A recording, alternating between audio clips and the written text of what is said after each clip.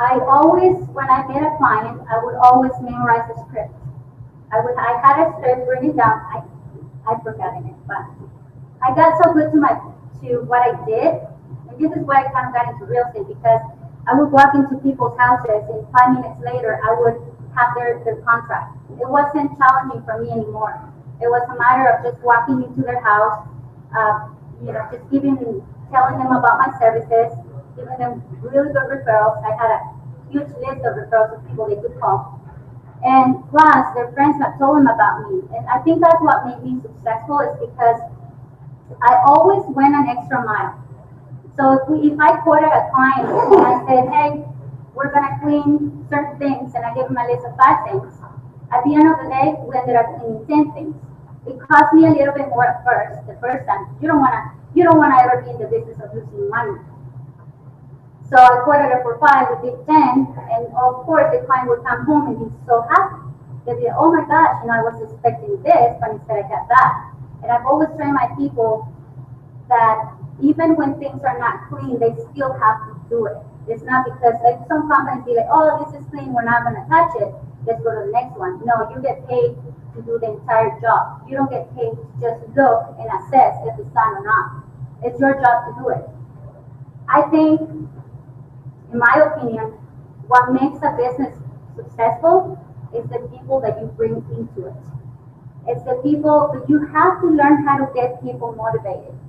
In my situation, I work with people that are wives or second incomes. They don't care so much about providers. They're not providers for the home, so it's a little bit more difficult to get them excited because they don't care if they work more or not. Their husband will still pay the rent. Their husband will still pay the bills. So I had to learn to get my people motivated. I had to learn how to deal with people not being able to show up. That's, yeah.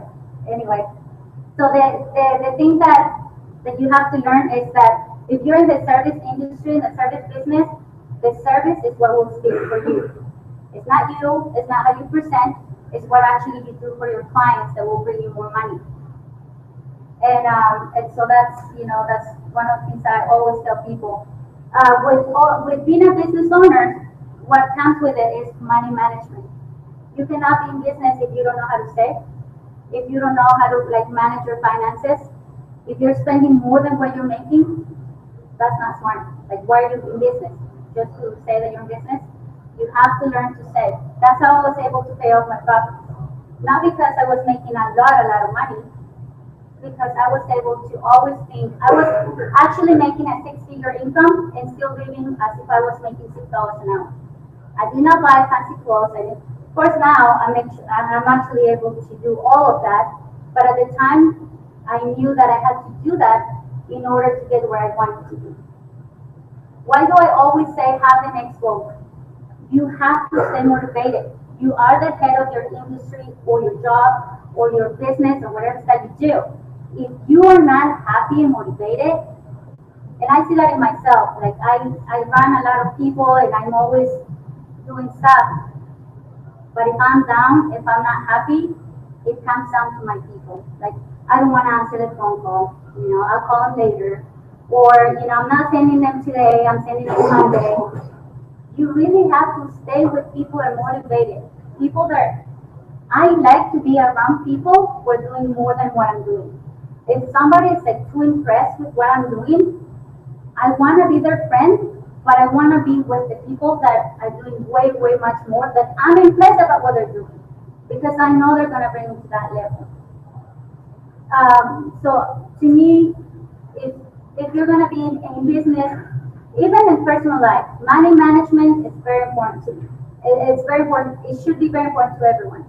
Just because you have to know where you're going, what you want next, how you're going to get there.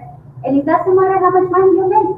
Because I was making $6 an hour and I was still able to pay for college, for some classes at college. I didn't have anything to eat and $25 for a drink was too much. And I had to drink water instead of a soda or whatever, but I still did it. So one of the things that I kind of struggled when I was doing my business is it was finding that balance between my personal life in my business life. I was the type of person that was doing it all. So I was always invited to do things with my friends. Because remember, I was only 22 when I was doing business. And my friends would call and say, hey, let's go dancing, or let's go do this and this. And what I would do, I'd be like, oh, I have to work. And for the longest time I did that. I actually like gave myself and just to work as the profession.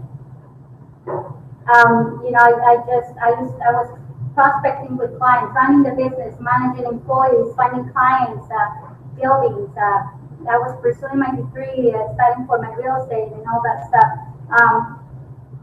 Then I learned that you have to have, you're not successful financially if you don't have somebody to share with. It can be a family member. For all of us, it's different. For some, it's like a spouse. For some of us, a family or a friend or whatever.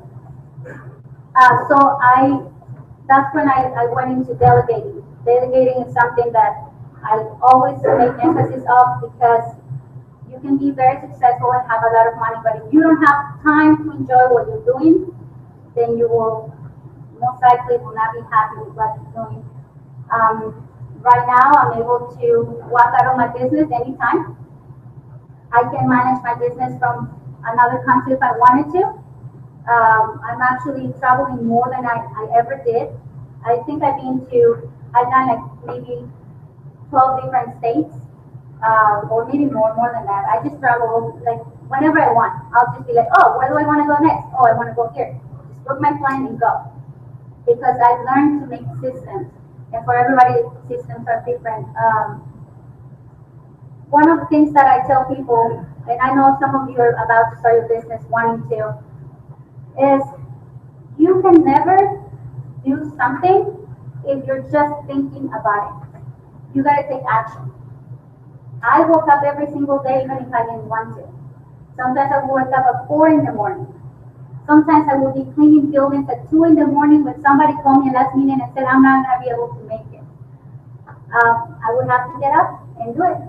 And if I don't take action, if you guys don't take action in what you guys want to do and accomplish, it's not going to happen for you. So you might as well, I don't want to say give up your dream because you shouldn't do that, but find maybe another way. Or maybe you're at the right place having a job, a regular job with someone. Being a business owner requires to work more than what everybody else does. I actually work every single day, Monday through Sunday, 24/7. If my phone dies, I panic. I'm learning to not do that at night because it's too much. But I can get a call anytime and say, hey, there's a pipe that broke in one of your properties, and I have to get out, make a few phone calls, or go check it out and do whatever I have to do. So other than that, it has been a very good journey for me.